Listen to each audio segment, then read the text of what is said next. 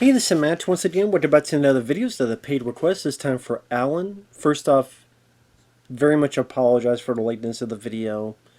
It took me a bit to watch the whole season, but thank you for that. And also thank you for the generous request. I really appreciate it, Alan. But he wanted me to take a look at Fargo Season 1. Now, again, for those interested in requesting any type of videos, PayPal's usually the best bet, or join my Patreon. Both links are down below in the info box. It'll be any type of topic, review, commentary, re-review, video game let's try, whatever the case. I'll get to it as soon as I can. But yeah, Fargo, I guess it's gotten about 5 or 6 seasons. It was on the channel FX. I know that there's separate stories, as in each season is its own mini-movie, or mini-series as you call it. I think one of them has Chris Rock, and one of them has Ewan McGregor. This one, yeah, Billy Bob Thornton, Colin Haynes, Bob Odenkirk, Keith Carradine, as well as a few others. Now, it's loosely based on the Fargo movie, but more in... It takes place in Minnesota, and it takes place in the general area, but it's not a remake of the movie. It's not using the characters in the movie. It's just trying to have that same vibe. Now, from what I understand, the Coen brothers really had nothing to do with this. Which is crazy, because it does feel very much like a Coen brothers production. So it's crazy that it technically had nothing to do with this. But they allowed it to get made. And I liked it. Season 1. I liked it. I thought it was rather good. At the very least, I was curious to see what was going to happen next, and I don't think it was too predictable. It definitely had a quirky sense of humor. Billy Bob, I gotta say, Billy Bob Thornton was my favorite part of this whole season 1. Favorite part of it. Where he plays this guy who's a hitman, and just the dialogue he's given, and his cold stare, and again, at times he'll say something that just be a bit of a chuckle, just as a dark sense of humor. At times, like the way he plays it is mesmerizing. I like Billy Bob Thornton. I've always liked him as an actor, even in films like Armageddon, Sling Blade, among other films. Bad Santa. Always liked Billy Bob Thornton. I thought he did a bang-up job here. I really did. Colin Haynes, it was interesting to see him in this. Keith Carradine, who I remember Southern Comfort. He's pretty good. He has a small supporting role, but he's in here from time to time. It takes place in Minnesota around 2006. And the setup is that Billy Bob Thornton is driving, but as he's driving, we get the idea that there's someone in the back of the car, in the trunk.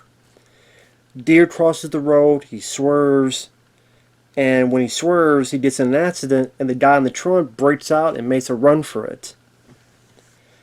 So Billy Bob can't catch the guy, goes to the hospital, and when he's at the hospital, he meets this guy, Lester, who's this insurance salesman. I believe the actor's name is Martin Freeman, I believe. And you see this is a guy that he just picked on a lot, and he's a bit henpecked from his wife, who's verbally abusive towards him. People were easily pushing him around. Like, the way he got into the hospital is this bully from back in the day who's got these 2 grown sons are kind of antagonizing him, intimidating him, and the guy's saying the stupid stuff, and the 2 boys are so stupid going, "Hey daddy, he ain't black, he look like a big pumpkin." So he steers the guy into running into something and breaking his own nose. That's where he meets Billy. And Bill Bob Thornton's character as this hitman is a very unique individual. Because even at the end of the season, I still don't know 100% how he ticks. Where it's like he's being very playful, but he's also very dangerous.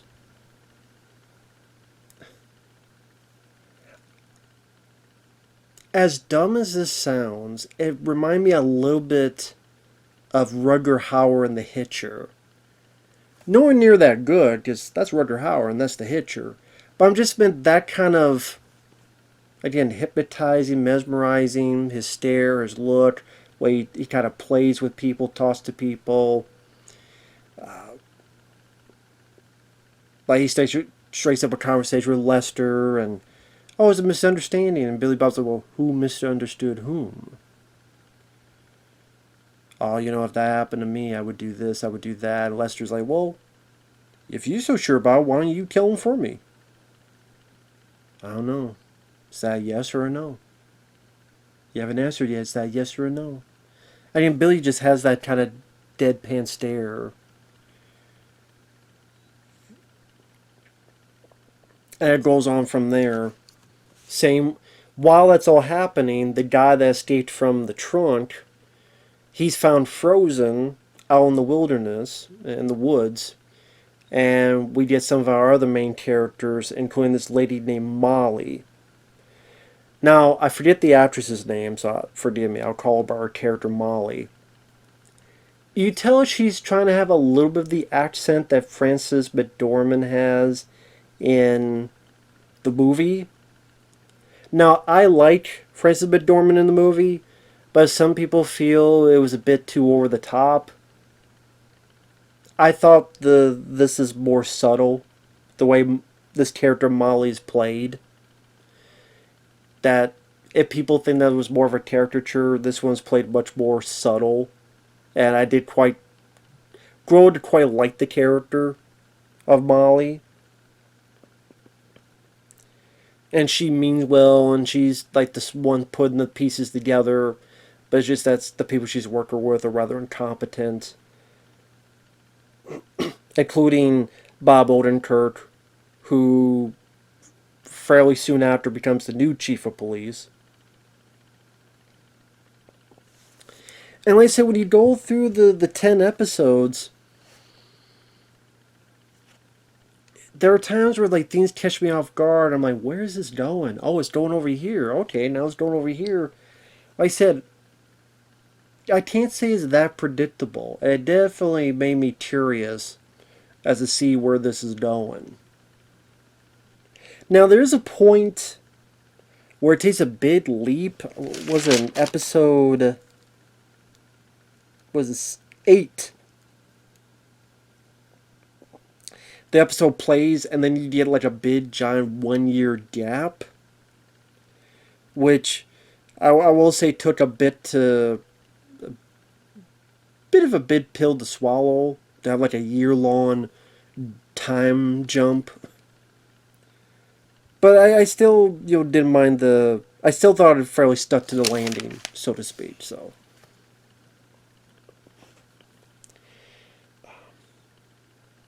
but I guess the deal more in the spoilers. I just go through each of the episodes, and I did take some notes because I didn't want to forget certain things. So that's why I keep looking down. But yeah, in episode 1, I also liked that. For some reason, Billy Bob Thornton just takes an interest to what's going on in Lester's life. So he goes up and finds where Lester's bully is at, and takes kind of a size up on him, and looks at his 2 sons and goes, his IQ seems low, you have him tested? And later on, finds that guy having sex with someone, and you find out that Billy takes a knife and threw it right to the back of the guy's head as he's having sex. And then he'll do things just to kind of get people in trouble. Like he sees this one kid working, and the boss is like putting him down. And so Billy Bob kind of goes in the door. Why don't you pee in her? It's a woman. His boss is a woman. Pee in her car tank. Pee in the tank. Then when he does it, Billy Bob makes a phone call. Oh my God, yeah, someone is doing something to this poor woman's car tank. So he'll do stuff to just try to get people in trouble. You're wondering, like, this guy's just like a hip man who's also like a big troll as well. Again, each scene Billy Bob Thornton's in, and some of the lines he's given, like when he's talking to Lester and going, if you don't take care of this man, you're just going to get washed away.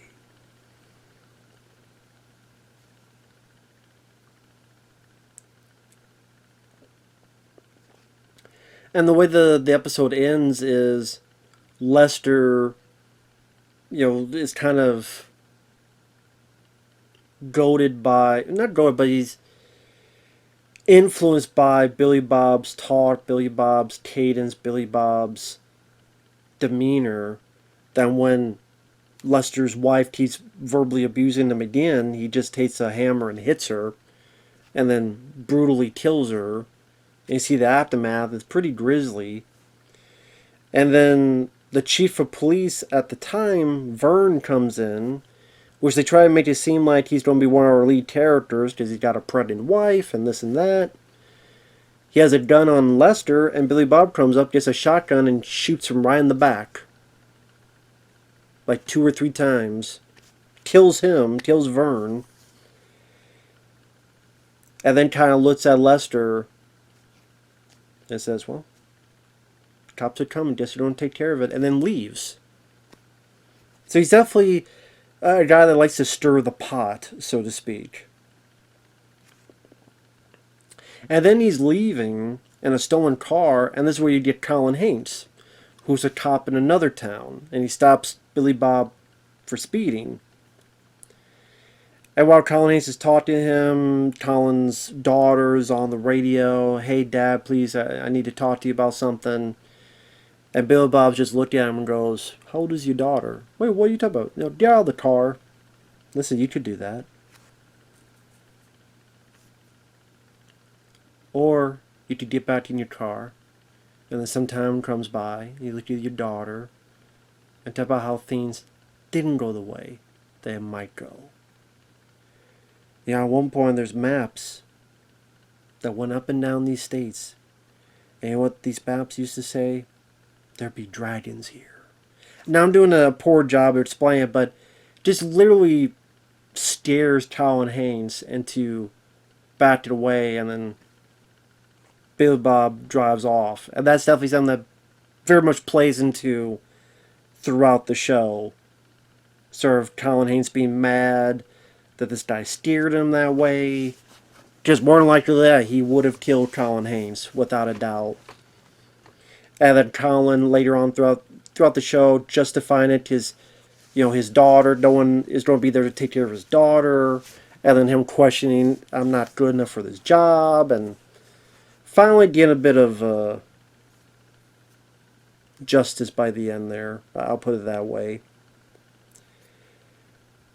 I mean, I did like this season, but I would definitely say the first episode is easily the best episode of the season. It starts off very strong. The second episode seemed a bit of a dip because it didn't seem like a whole lot happened, but it's trying to, I just merge things to get to the rest of the episodes. Because the chief of police died, Bob Odenkirk, who's in that film Nobody, that action film, among many other films he's done. He's the new chief. The female cop, Molly, thinks the insurance guy Lester's involved somehow. We see what Billy Bob's doing. Billy Bob's taking this other job, working with Oliver Platt, who's the supermarket king.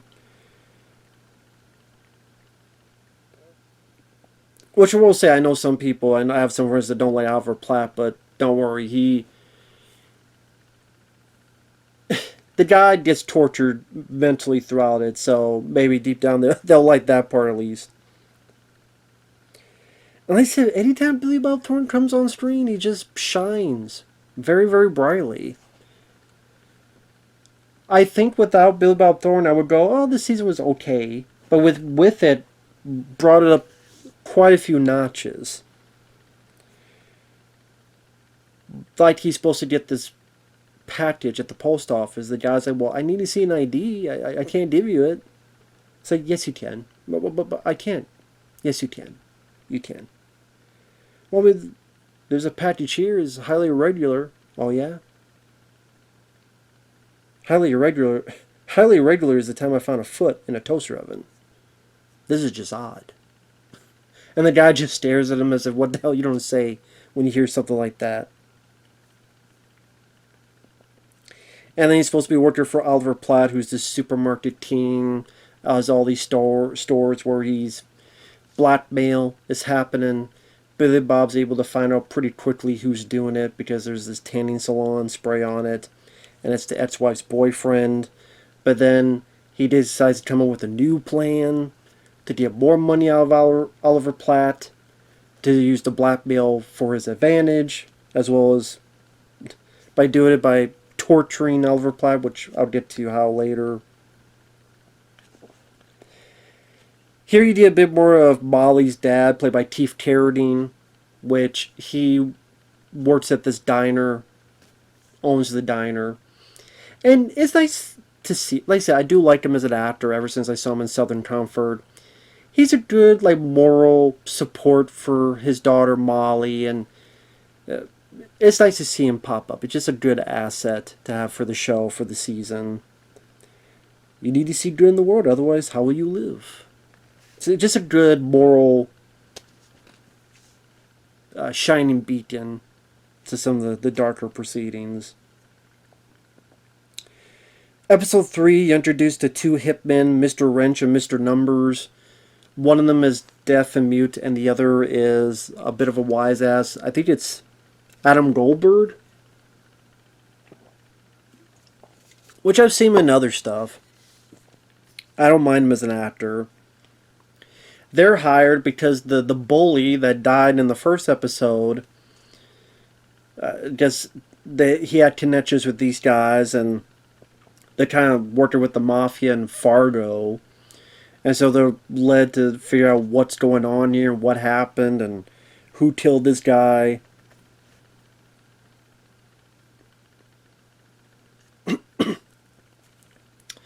And then you also find out who the guy in the first episode, who was in the trunk and what led up to that. Which is Billy Bob Thornton. I guess this guy owed money, and Billy Bob was sent to collect or sent to punish. Just goes into the office, grabs the guy's tie, and literally drags him away, not caring who tries to stop him. And then we kind of see the flashback of what led to him being in the trunk and ultimately him trying to escape. Again, and Billy Bob Thornton really does that deadpan fairly well. Like when he confronts the ex-wife's boyfriend about the blackmail. But then says, well, actually, I want to help you. And the guy's like, I'm confused. And Billy Bob goes, that's okay. I'm not. And just takes over the guy's blackmail. And like throughout it, what he does, to sum this up, is he sees that Oliver Platt's character is a bit of a religious guy. And he gets an idea that the way he got his money was by certain circumstances, so he changes Oliver Platt's pills.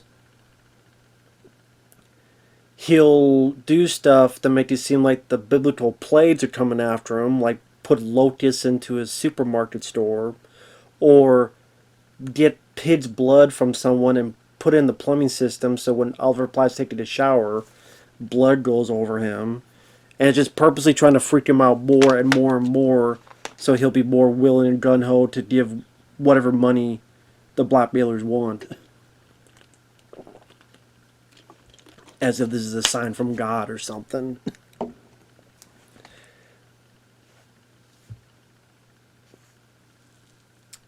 Which is definitely an interesting way. And you see that like throughout the next couple episodes, Billy Bob's plan in doing this.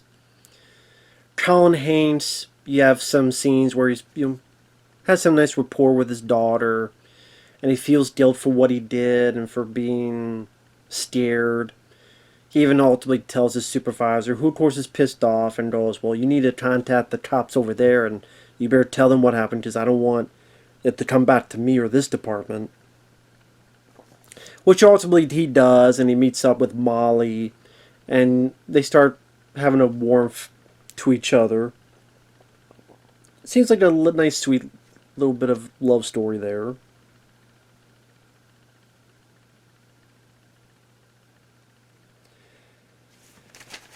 let's see, what was it?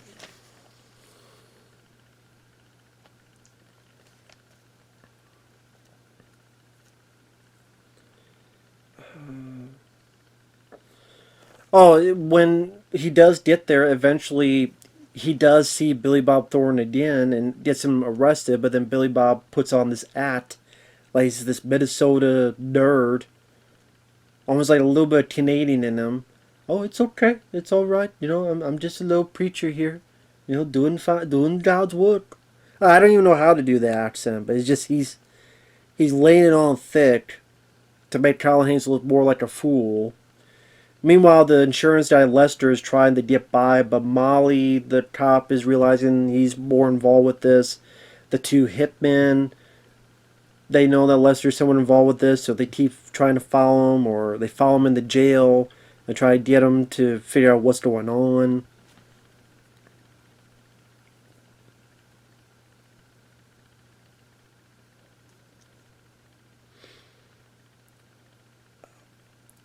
And like I said, it's an interesting tale where it's like like a chapter of the book. You kind of turn the page and like, okay, this is getting a bit deeper. Like how Lester works with his brother and how that all entails, and how this guy who's beat and pushed around throughout the season, he takes more initiative on himself to be able to screw over people, screw over family members, use people to his own benefit in order to hide his crimes. And you see how this guy, kind of inadvertently, because of Billy Bob Thornton's influence, is able to manipulate the cops, especially Bob Odenkirk, who knows him personally, to his own benefit and to Molly's chagrin and infuriating demeanor of, you can't see this guy's playing us around?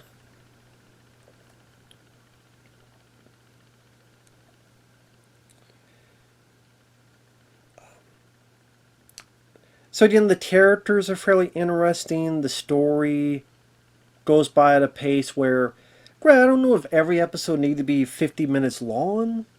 Some are an hour, some are like 47 minutes long. So sometimes there's a little bit of padding here and there, to be fair. But overall, it didn't bother me too much. Some of the bits of Billy Bob Thornton that I really enjoyed. Let's see if I do. I know I have some of his lines here. Let's see, where was it? Oh, there's a bit where the two hitmen find out what's going on and who Billy Bob Thornton is.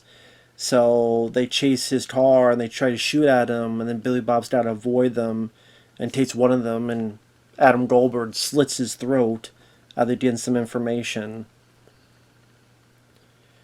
Then he goes up to someone, he's talking to him, he's like, who sold me out? Come on, who sold me out?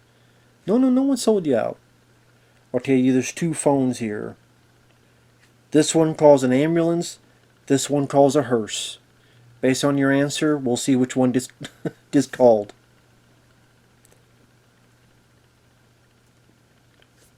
Or there's a bit where he's very pissed and he goes to his building and he does his big firefight, but it's all audio. You only hear it. So you see Billy Bob Thornton go in this building, but like for the next 2 minutes, 3 minutes, you just hear this big gunfight. And people screaming and, hey, what's going on? And Billy asking questions, getting the answer. You hear gunshots, and the camera is just following the action from outside the windows. I thought, okay, that's actually kind of a unique way where, okay, it's a TV show. I mean, compared to TV shows back then, they do have a budget, but they're not going to have the tremendous amount of budget, because what budget they have, they have to separate into each episode. These actors probably aren't all cheap. But I thought, okay, that was a unique way of doing it, where my mind is filling in the blanks, and I just seemed pretty different, seemed at least a bit more creative.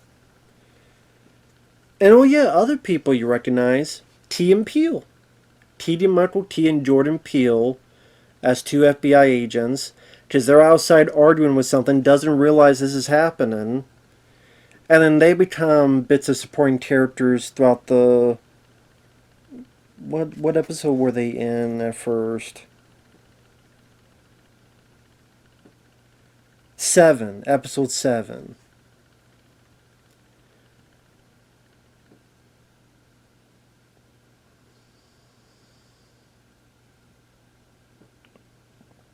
Because episodes 4 and 5 is Colin Haynes arresting Billy Bob Thornton, Billy getting his way out of it, possibly thinking of trying to get Colin Haynes revenge on him later for what he did, but realize he's got more at hand that he needs to finish up, which is Oliver Platt blackmail stuff.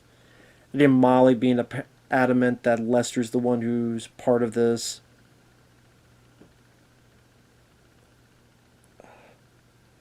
And then Lester, like, trying to hide everything, hiding the murder weapon. He got this wound from shotgun pellets because he got hit when Billy Bob killed that chief of the police earlier. It's getting more and more infected. So, like, the way where he hides in the hospital, where he moves his guy and pretends to be him. So he's wheeled out, then he escapes, and then does some stuff in order to get back. And then he's going to... He was trying to have a good friendship with his brother, but then he's like, screw it, and he frames him.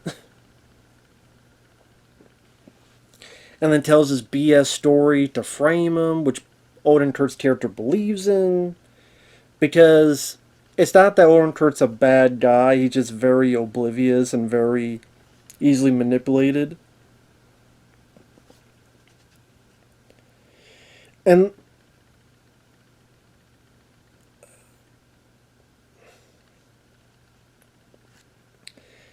that's what I mean. You get to episode 8, and you get the elements of Lester. Again, he's kind of grown in a negative way to this more manipulative character, where he's more full, not only full of himself, but more assertive, defending himself.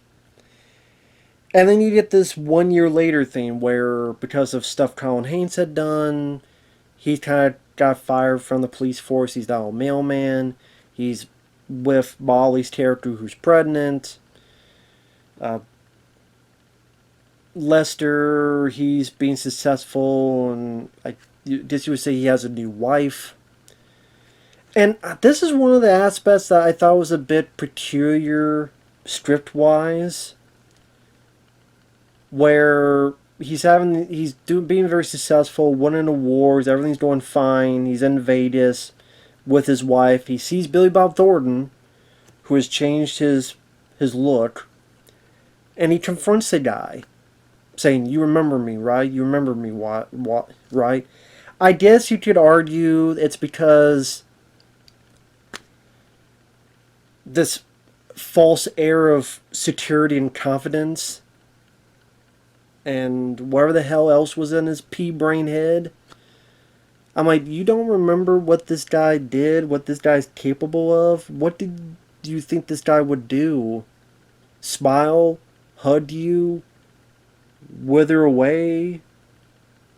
I'm sure people will have a more of an explanation of why he did this, but it just came off as really dunderheaded, just really brain dead. Now granted, I said at times this was rather surprising. You know, they're in this elevator with these other people, and Billy Bob looks at him and goes, "Are you sure this is what you want? You're sure this is what you want, right?" And just takes out a gun and shoots these 3 people right in the head. Pretty decent headshots, too. It's like, you see that? You see those people? I was undercover for months and months. Even this lady got married to her, like, months. But I gotta say, see a look on that guy's head when I pulled out this gun? Almost made it worth it. Now, come on, you don't help me with these bodies. Like I said, Billy Bob's this very interesting character, but it's just sitting there going, this Lester character, what did you expect would happen, dude? But I guess you gotta find a way where this guy, even after a year, shoots his own foot off. runs off. Of course, gets in deep crap. So Billy Bob follows him.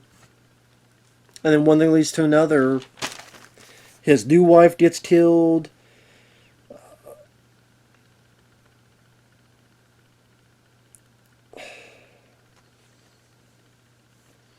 Some other stuff happens.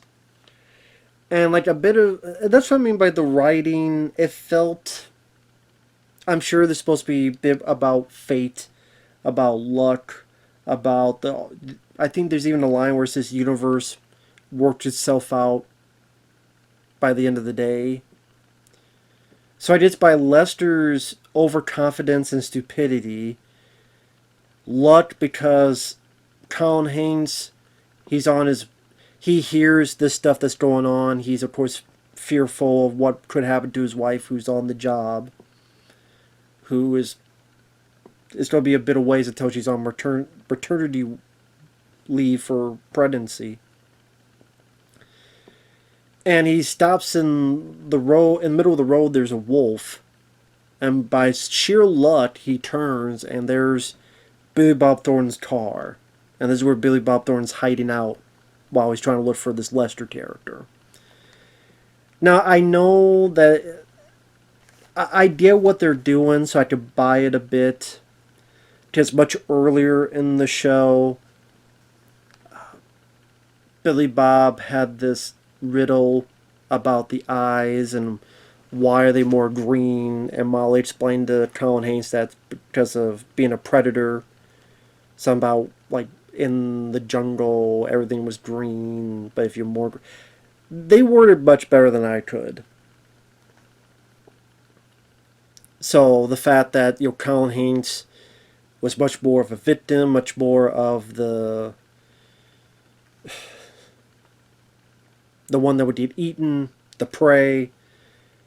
But now he sees this predator, this wolf in the road, and now it's that symbolism where he's going to become the predator now at this point.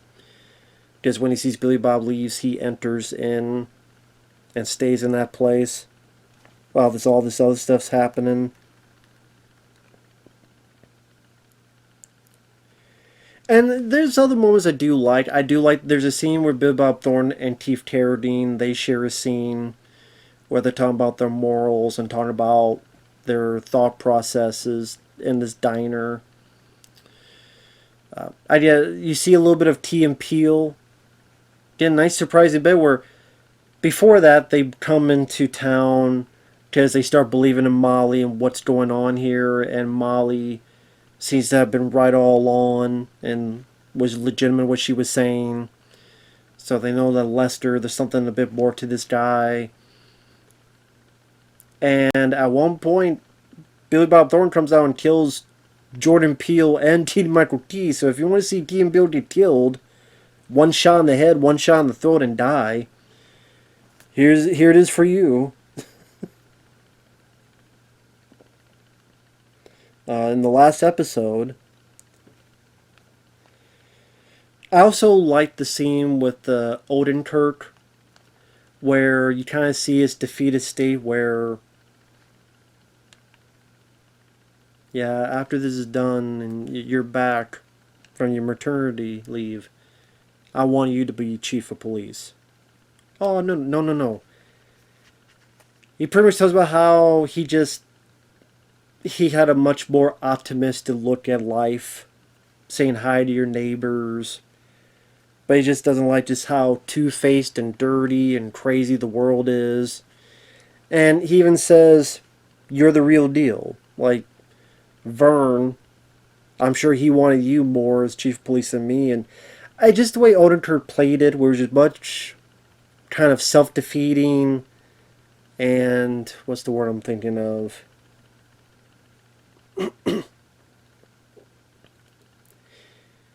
Kind of embarrassment, but at the same time, a guy that knows he's way over its head. The out of his league. He was blinded and kind of felt sorry, in a weird way, felt sorry for the character. At least I did.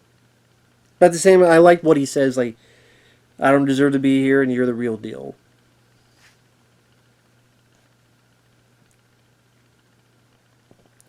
Granted, this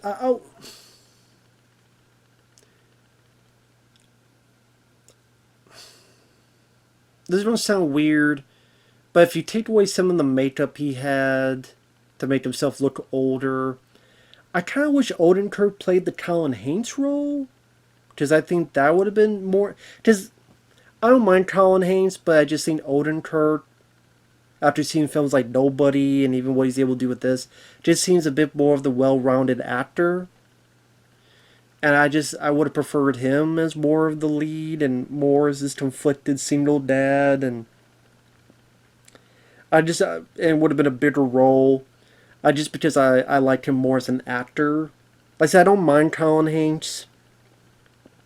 There's just a lot of other people I would have preferred. I would have chosen over him. I didn't want them being Bob Odenkirk, but it is what it is. But Colin Hanks does have a good scene where, before that, Billy Bob kills Key and Peele, goes after Lester. Lester set up a bear trap, hits Billy Bob, and then Lester, they're having kind of a shootout, but they miss. Billy Bob leaves. He's trying to fix his wound at his place, and there's Colin Hanks comes in. And I did like this where, without too much warning, shoots him, pop, pop, pop, pop. Then Billy Bob's not dead, and he kind of lasts a little bit. And without even thinking twice, Colin Hanks shoots him twice right in the head. And it's a nice shot where you see like a bullet hole here and a bullet hole here. I thought it looked pretty decent, pretty effective for the tools that they used. And at least Colin Hanks was able to get some kind of balls back, so to speak.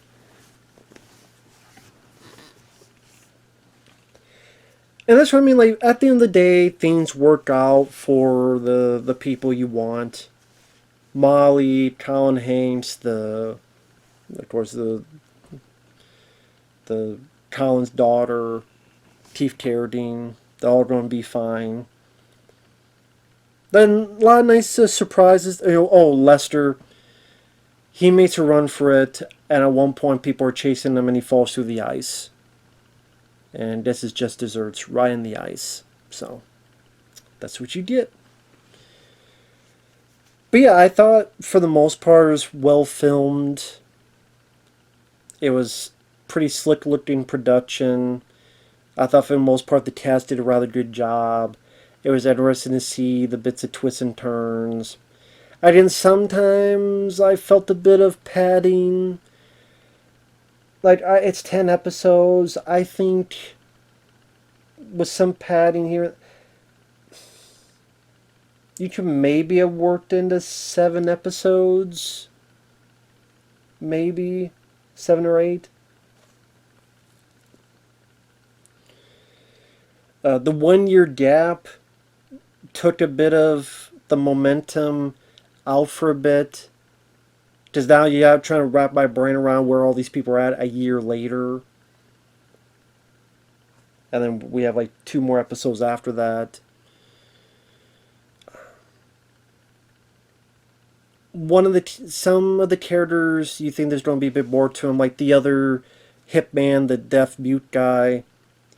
Billy Bob's talked with him, gives him like these handcuffs and goes, if you ever find me again, you'll know what to do.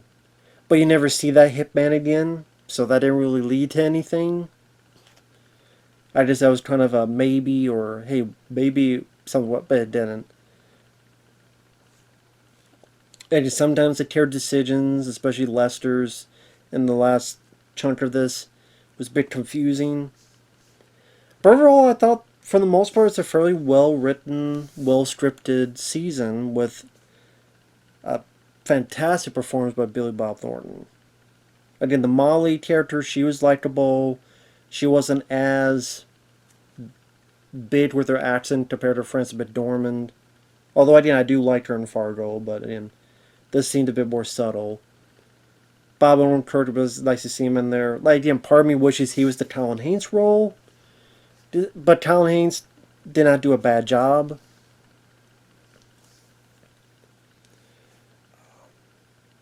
Overall, it was kind of fun to see like the little twisty path it took, and be surprised at times. Like, oh, she's okay.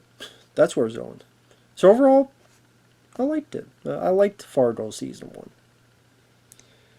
But I figured I'd do a lengthy review is the least I could do for such a long wait. Sorry about that, Alan. But hope you enjoy. Thanks for watching, everyone, and we'll see you guys later. Bye-bye for now.